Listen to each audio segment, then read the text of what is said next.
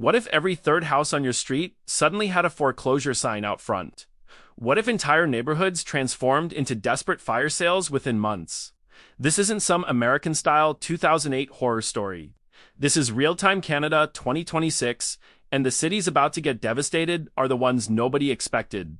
The cleanest suburbs, the family-friendly markets, the so-called safe investment zones, these are the exact locations cracking first. Right now, across Canada, 60% of all mortgages are scheduled to renew in 2025 and 2026. That's 1.2 million households, representing $400 billion in mortgage debt coming due. For families who locked in pandemic rates at under 2%, renewal rates will hit 5% to 6% or higher. We're talking about payment increases of 40% to 50%, hitting people already spending over 100% of their income on housing costs. The cities we're about to reveal aren't experiencing minor corrections. They're facing complete systemic breakdowns that will reshape entire regional economies. Today, you're going to see exactly which 5 Canadian cities are on the edge of a foreclosure catastrophe. The hidden vulnerabilities nobody warned you about. The economic triggers already in motion. And why government officials in these cities are quietly panicking behind closed doors while publicly pretending everything is fine. Hit that subscribe button and smash the like button right now because this crisis is accelerating every single day, and you cannot afford to miss what comes next. Number 5. Kelowna, British Columbia. Kelowna is one of the most visually stunning cities in Canada. Crystal blue water, sprawling vineyards, mountain backdrops, sunshine that makes you forget you're in Canada.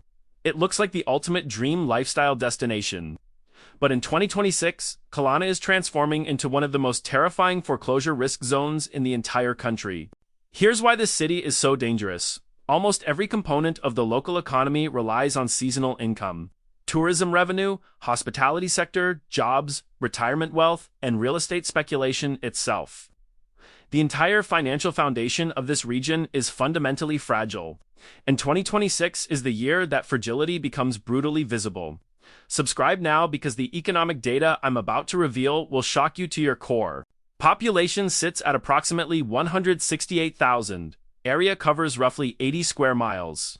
Density runs around 2,100 people per square mile. Kelowna is warm and sunny, which is precisely why people relocated here in massive numbers during the pandemic. But those warm summers don't eliminate winter costs. Heat pumps aren't cheap to operate. Electricity prices have climbed aggressively. Insurance premiums have exploded. And this region has wildfire smoke risk hovering over it every single summer season. That climate anxiety is now permanently priced into insurance policies and housing requirements.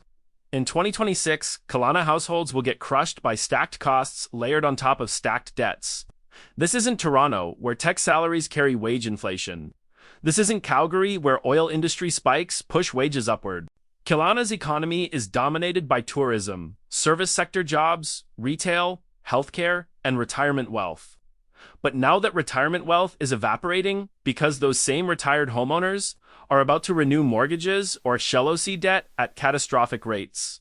Kelowna has insane housing prices relative to local wages. This is one of the most dangerous combinations in real estate economics. When house prices sprint far ahead of wages, people survive only if interest rates stay low. The moment interest rates break upward, the whole system collapses. In 2026, people here won't sell because they want to relocate. They will sell because they have absolutely no choice left. Kelowna represents the perfect storm, a lifestyle city built on borrowed money, seasonal income volatility, and the assumption that low rates were permanent.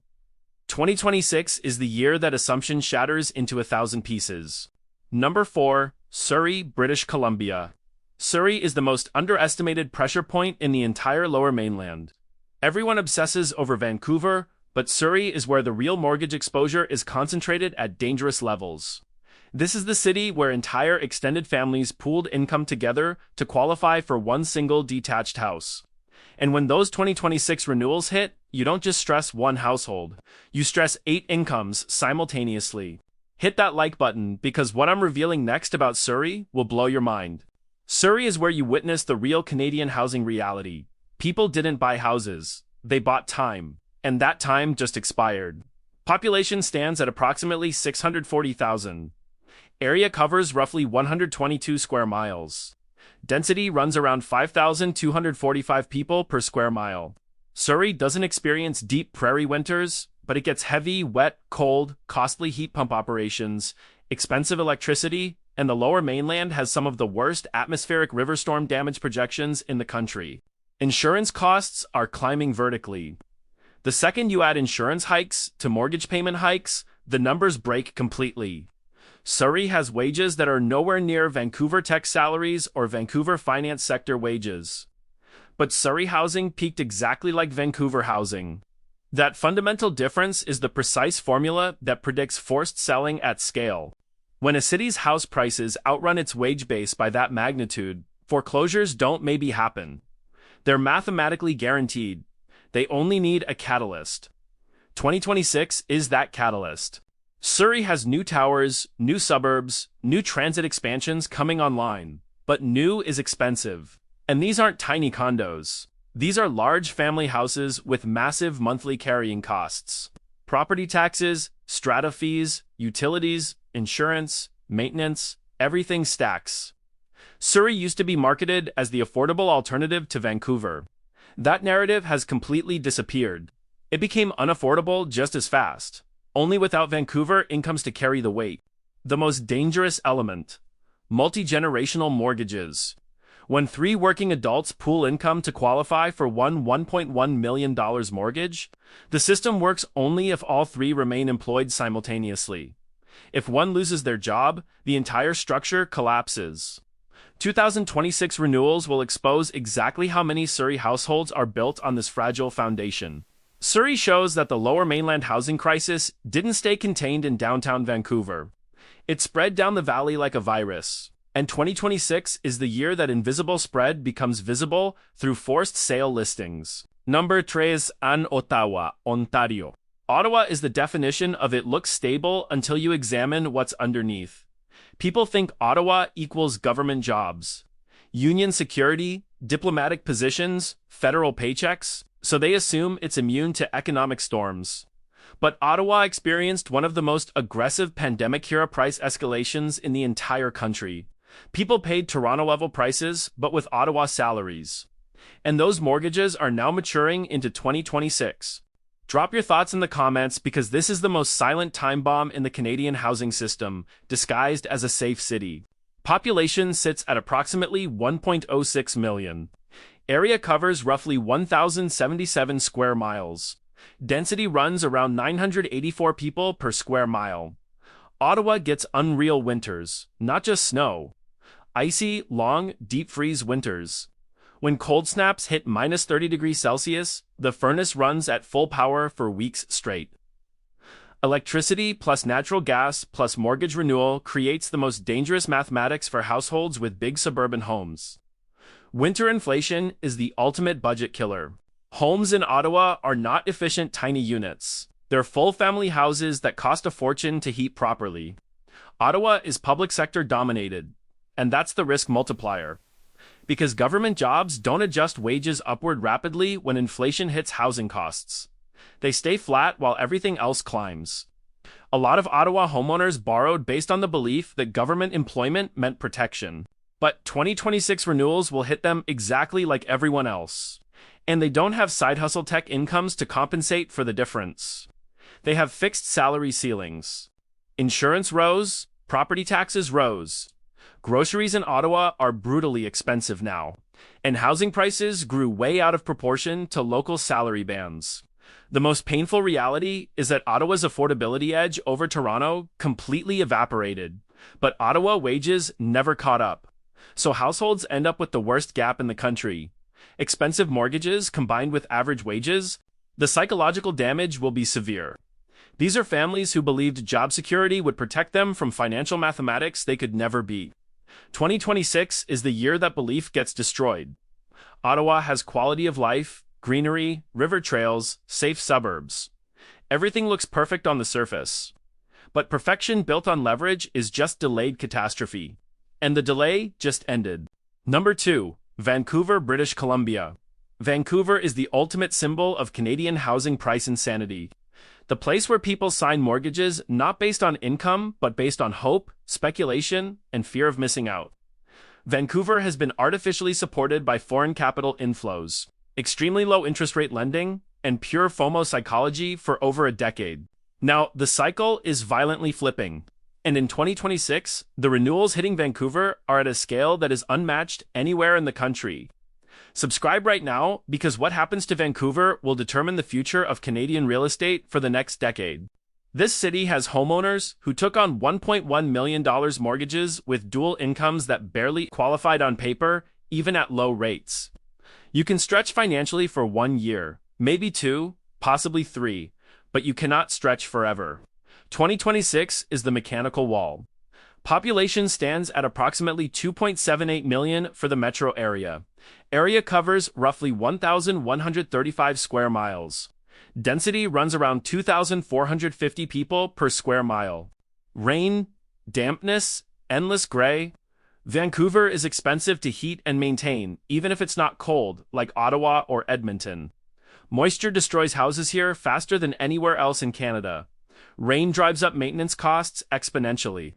Roof repairs plus insurance plus strata fees plus mortgage renewal create a combination that pushes families to their absolute breaking point.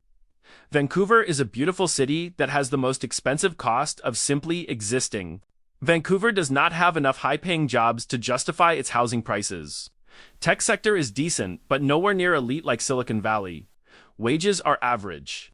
Housing is elite tier. That fundamental mismatch is the core threat. When mortgage renewal forces payments to jump by $2,000 per month, the average Vancouver household has nowhere to pull that extra money from, even with 2 full-time jobs. Groceries are high, auto insurance is high, gas is high, rent is high. The price premium exists in every category, not just housing. The global city branding pumped prices far beyond what the real local economy can support. Nature, mountains, ocean, outdoor lifestyle. Vancouver is visually stunning, but beauty doesn't write mortgage checks. Vancouver isn't just expensive.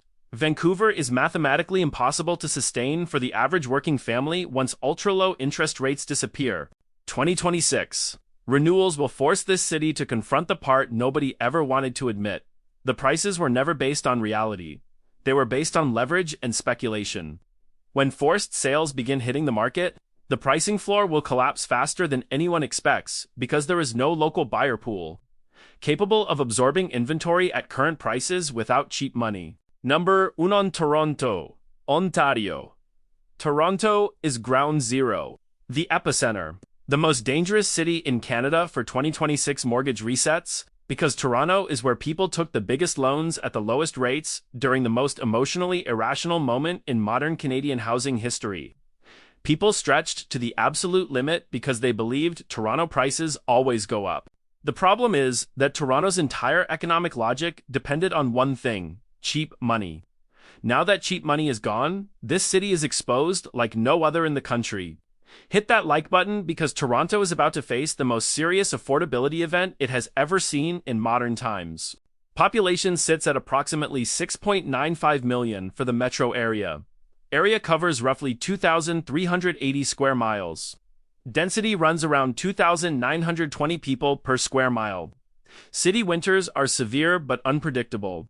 Wild freeze-thaw cycles cause high energy cost spikes, plus high auto repair costs, plus worse home maintenance expenses. Toronto is not a mild climate city at all.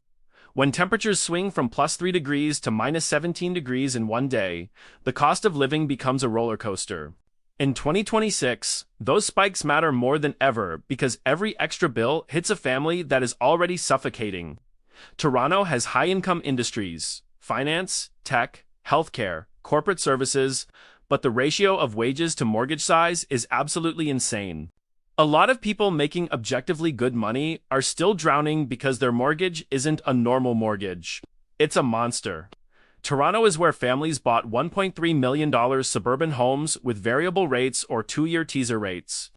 Now, those same loans are becoming financial weapons. People are working 2 jobs, 3 jobs, and still losing ground financially. And it's not just homeowners who will suffer. Renters will get crushed when landlords pass on renewal costs through rent increases. Parking, insurance, groceries, daycare, transit, property tax, everything in Toronto is premium level. There is no cheap category left. The middle class cannot just cut their way out because everything is expensive simultaneously.